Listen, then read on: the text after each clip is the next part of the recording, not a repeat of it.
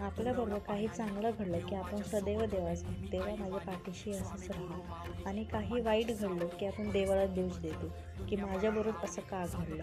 पण मला एक सांगायचं आहे, जर आपण सुखामध्ये देवाला सांगू शकतो माझ्या पाठीशी राहा, तर दुःखात का नाही सांगू शकत. माझं सांगण्याचं तात्पर्य असं आहे की सदैव देवाला हेच म्हणायचं, तुम्ही सदैव माझ्या पाठीशी राहा आणि माझ्या पाठीशी अशीच खंबीरपणे उभी राहा, हीच माझी प्रार्थना आहे.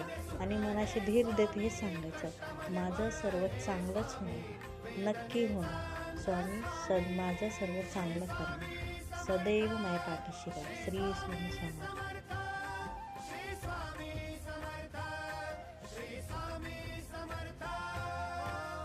अंधारात हरली वाट, पायी फुफाटान काट.